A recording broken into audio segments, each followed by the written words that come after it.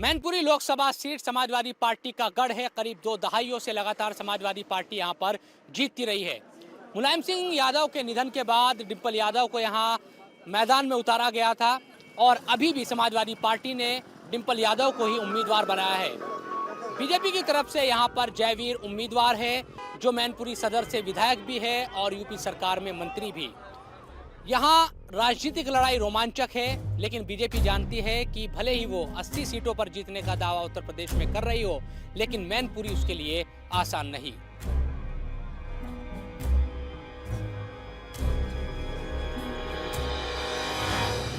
प्रताप जी भाला लेके खड़े हो गए सैफई की तरफ, उससे अच्छा भयभीत गुस्से ही हो जाते हैं कि अगली चौकड़ी भूल जाते हैं। ये नौकरी नहीं छीन रहे हैं, ये आरक्षण नहीं देना चाहते हैं। जिस गाड़ी में बैठा लगा है सपा का झंडा, उसमें बैठा सबसे बड़ा गुंडा। अब हम इसमें क्या करें कि उनके परिवार नहीं है, उनके बच्चे नहीं हैं, तो मैं इसके लिए दोषी थोड़ी हूँ। बेटियां हैं, माता हैं, वो एक महिला सांसद को जरूर भारी मतों से जिता के भेजेंगे। उत्तर प्रदेश की मैनपुरी वो सीट है जहां बीजेपी हारी तो सिर्फ योगी के स्कोर कार्ड पर -1 का असर पड़ेगा, लेकिन अगर डिंपल यादव हारी तो समाजवादी पार्टी सिर्फ सीट नहीं, अपनी सियासी विरासत ही हार जाएगी। और इस हार का असर समाजवादी पार्टी की नींव पर तो पड़ेगा ही, देश में जाति और परिवारवाद वाली सियासत पर भी बहुत बड़ी चोट होगी। यानी यादव परिवार के लिए इस सीट पर जीत नाक और साख दोनों का सवाल बन गई है। शायद यही वजह रही है कि डिंपल यादव जब नामांकन दाखिल करने पहुंची तो उनके साथ अखिलेश यादव, रामगोपाल यादव और शिवपाल यादव साथ पहुंचे।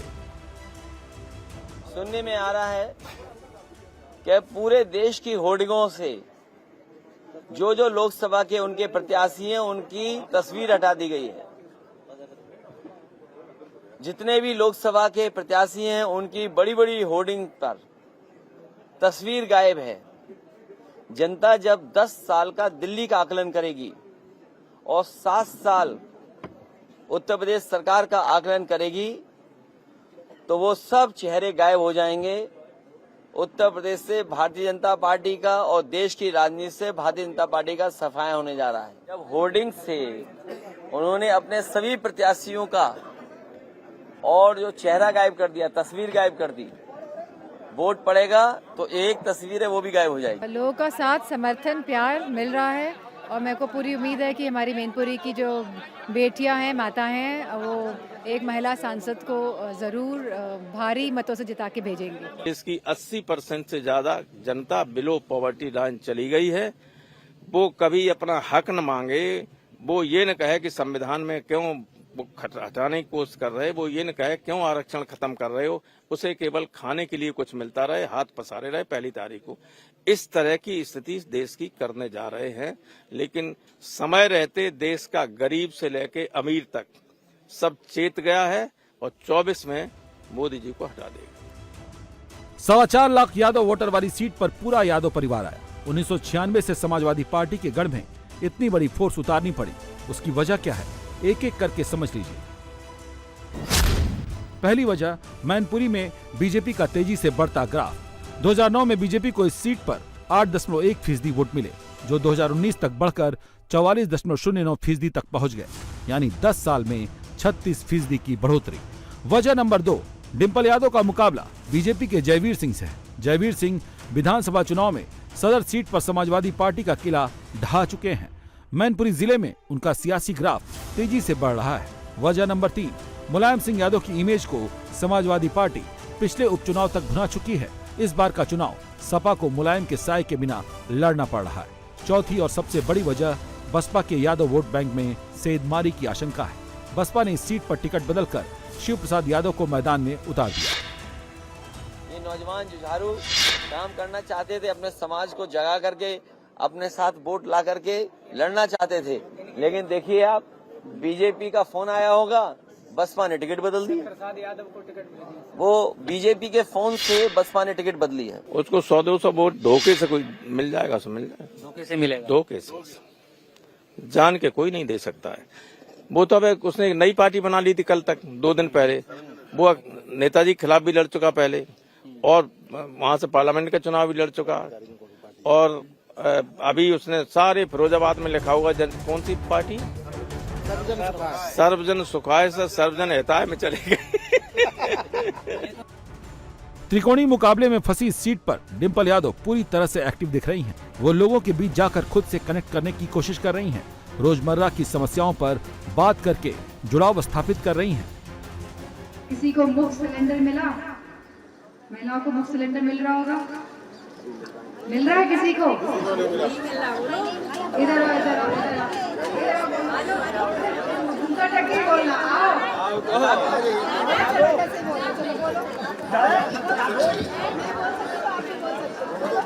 वहीं से बता दो, अच्छा वहीं से बता दो। एक सिलेंडर की कीमत से 5 सिलेंडर के पहले ही रुपए ले लेते हैं, तब तो वो फ्री दे पाते हैं। मुलायम सिंह के समाधि स्थल पर जाकर लोगों को यादव परिवार की लेगेसी के साथ जोड़ रही हैं।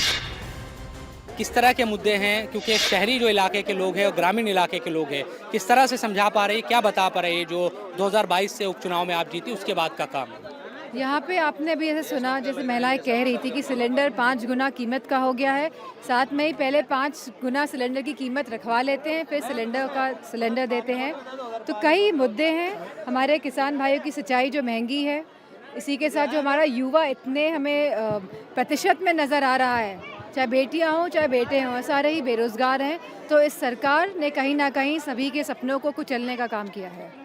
सरकार ये कह रही है, खासतौर पर बीजेपी ये कहती है कि 80 सीटें हम जीतेंगे उत्तर प्रदेश में, और मैनपुरी भी उसमें से एक होगी। इस पर बड़ा फोकस है बीजेपी का। उन्होंने मिनिस्टर को यहाँ आपके खिलाफ उम्मीदवार बनाया है। चुनौती है? मैं समझती हूँ कि चुनौती तो ये थी इस सरकार की कि वह जो व्यवस्थाएं हैं प्रदेश में उनको सही कर पाती। जो वहाँ महिला सुरक्षा की बात ले लीजिए, आज न जाने कितनी महिलाओं के साथ लगातार उत्पीड़न उत्तर प्रदेश में बढ़ा है। ये एनसीआरबी के आंकड़े बता रहे हैं कि लगभग 50% महिलाओं के साथ जघन्य अपराध बढ़े हैं। इसी के साथ आज महंगाई का मुद्दा भी एक बहुत बड़ा मुद्दा है। आज हमारी जो भर्ती लेके आए हैं, पहले तो नौकरियां नहीं दे रहे, फिर भर्ती निकाल के उनको कैंसिल कर रहे हैं। इसी के साथ जो हमारी फौज की भर्ती भी बहुत बड़ा मुद्दा है। तो बहुत मुद्दे हैं, अगर मुद्दे गिनाने जाएंगे तो शाम हो जाएगी। डिंपल यादव की बेटी भी कैंपेनिंग में उतर चुकी हैं। लोगों के बीच जाकर अपनी मां के लिए वोट मांग रही हैं। समाजवादी पार्टी के गढ़ में बीजेपी प्रत्याशी जयवीर सिंह भी जमकर पसीना बहा रहे हैं। वो बार बार परिवारवाद को निशाने पर ले रहे हैं। इसके पीछे उनकी कोशिश है चुनाव को परिवारवाद से दूर मेरिट पर ले जाने की। मैनपुरी में इस वक्त हम मौजूद हैं और जयवीर जी हमारे साथ मौजूद है। कैबिनेट मंत्री भी है, इसके साथ साथ बीजेपी के प्रत्याशी भी है। सर, बड़ी चुनौती है। कई लोग ये मान रहे हैं 80 सीटों का दावा तो बीजेपी कर रही है, लेकिन 2-3 सीट निकाल देते हैं अंदरूनी तौर पर कि इन सीटों पर शायद जीतना मुश्किल है। मैनपुरी भी उनमें से एक है, ऐसा है क्या? आदरणीय अखिलेश जी के शासन को उत्तर प्रदेश ने देखा है, झेला है। गुंडई, अराजकता, जमीनों पर कब्जे, चौथ वसूली, खाली जमीन हमारी है। जिस गाड़ी में बैठा लगाया सपा का झंडा, उसमें बैठा सबसे बड़ा गुंडा। ये चीज़ें जनता ने खासकर मैनपुरी ने झेली हैं, देखी हैं, और उसके फलस्वरूप मैनपुरी की जनता का इस बार निर्णय है कि ये अब जो वंशवादी बेल यहाँ चल रही थी, बाबा, नाती, भतीजा, बहू, ये इस बार समाप्त होगा। यहाँ कमल खिलेगा, भगवा लहराएगा। ये सब बातें तो आपने बहुत अच्छी गिनाई, मुद्दे भी बहुत अच्छे हैं, लेकिन इमोशंस भारी पड़ जाते हैं आखिर में। ये क्या वजह है? देखिए, आपका इशारा है डिंपल जी के पिछले चुनाव की तरफ। उस समय मुलायम सिंह यादव के निधन के फलस्वरूप मैनपुरी की सीट की रिक्तता के सापेक्ष चुनाव हुआ था। जब आदरणीय मुलायम सिंह यादव जी का निधन हुआ, हाँ, सभी राजनीतिक दलों ने, देश दुनिया के लोग आए, सब लोगों ने जाकर वो श्रद्धांजलि देने का काम किया। जब तक अंत्येष्टि की राख ठंडी नहीं हुई थी, तब तक चुनाव यहाँ हो चुका था। जब श्रद्धांजलि सारे दलों ने दी, नेताओं ने दी, पार्टियों ने दी, तो मैनपुरी के मतदाताओं ने भी एक श्रद्धांजलि स्वरूप डिंपल जी को सांसद चुनने का काम किया था। लेकिन आज मैनपुरी की जनता हिसाब मांग रही है 1.5 साल का। डिंपल यादव अभी तक 5 बार लोकसभा चुनाव लड़ चुकी हैं। 3 बार उन्हें जीत मिली तो 2 बार उन्हें हार का सामना भी करना पड़ा। बीजेपी की कोशिश इस बार हार जीत के नंबर्स को बैलेंस करने की है। बीजेपी ने यादव वोटर्स में सेंधमारी के लिए मध्य प्रदेश के मुख्यमंत्री मोहन यादव को भी मैदान में उतार दिया। हट जाओ, इधर खाली कर दो, ये खाली करो, अब ये खाली कर दो। यूपी में राम नाम की लहर पहले से ही है। मोहन यादव ने जितना राम का नाम लिया उतना ही कृष्ण का भी जिक्र किया। उनके टारगेट पर कौन सा वोट रहा समझना मुश्किल नहीं है। मैं राम और कृष्ण भगवान की धरती पर बोल रहा हूँ। मुझे एहसास है इस बात का, इस देश में दुनिया के अंदर भारत की अगर पहचान बनाई तो भगवान राम को शरीर छोड़े 17 लाख साल हुए, भगवान कृष्ण को शरीर छोड़े 5000 साल हुए, और अब हम नहीं कह रहे, नासा के माध्यम से डूबा हुआ राम सेतु उसकी आयु से मालूम पड़ जाता है। भगवान कृष्ण की भेंट द्वारका की जो आयु डूबी हुई हम सब जानते हैं, वो डूबी भेंट द्वारका की आयु निकाल करके कोई देख सकता है कि जो हम कह रहे हैं ये कपोल कल्पित नहीं है।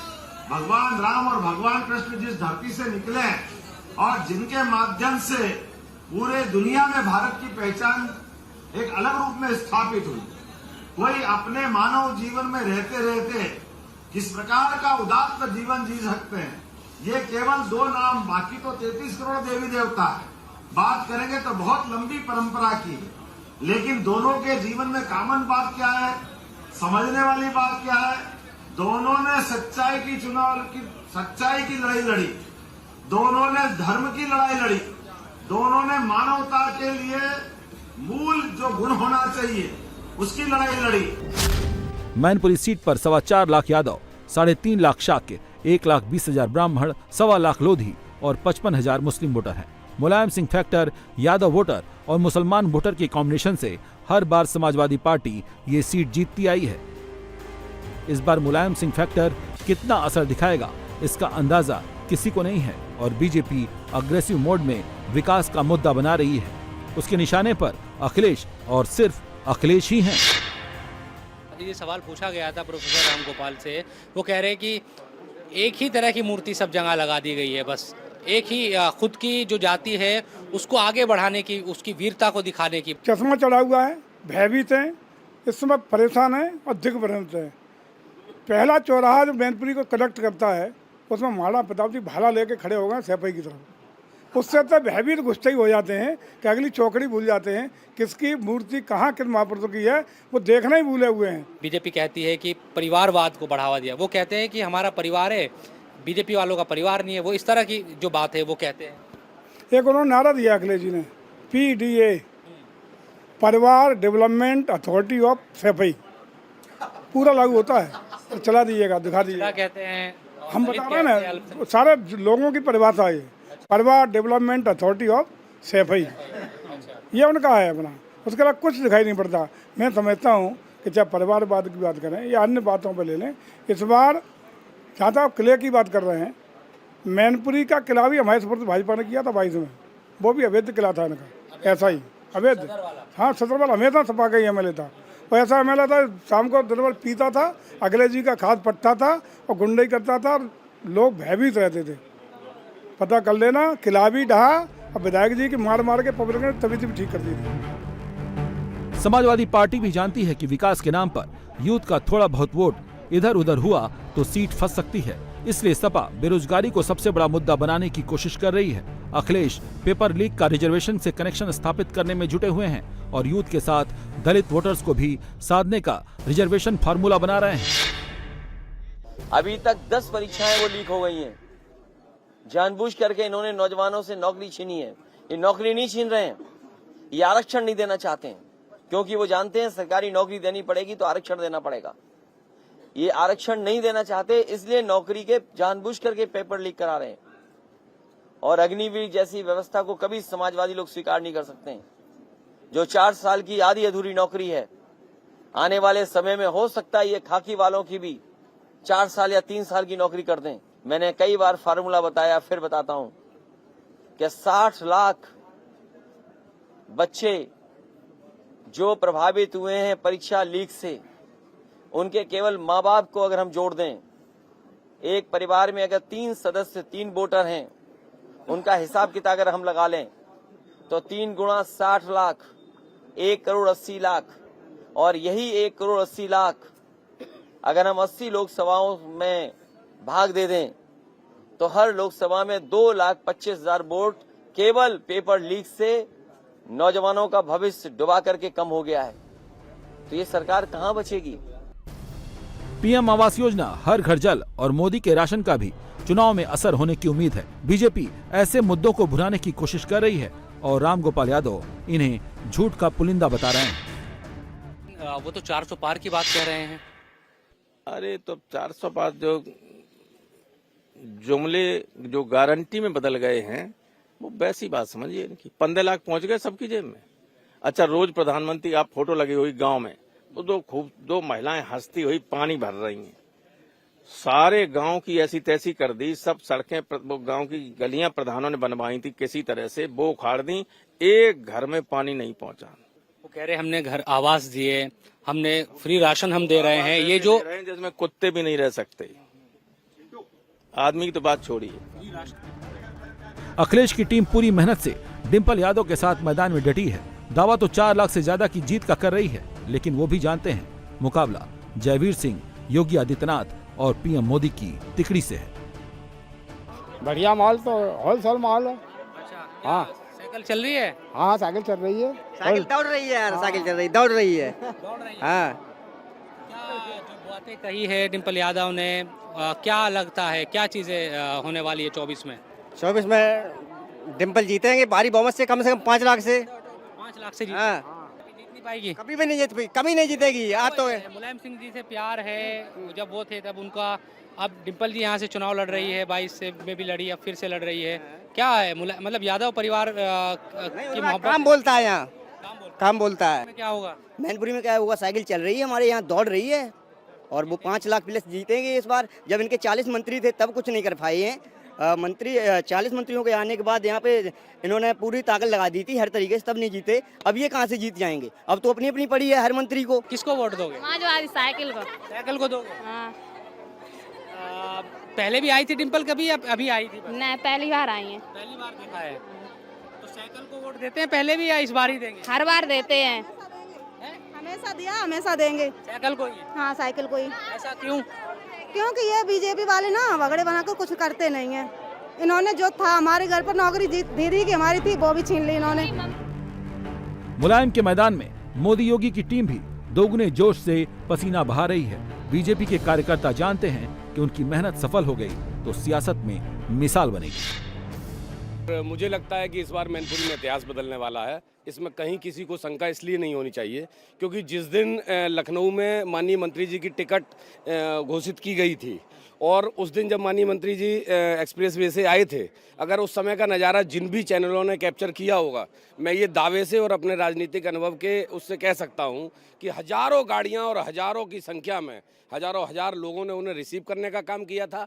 एक उत्साह है लोगों में, एक ऊर्जा है और लोग चाहते हैं कि जो लगातार होता रहा है उसको परिवर्तित किया जाए और इतिहास बदला जाए। नेताजी के नाम पर और जो एक पूरा परिवार का, क्योंकि वहाँ पर राजनीतिक कब्जा रहा है इस सीट पर, उसी के नाम पर वो इमोशनली अभी भी इमोशंस भारी है। गलतफहमियां पाल रहे हैं अपने दिमाग में, उनको सोचना चाहिए, समझना चाहिए।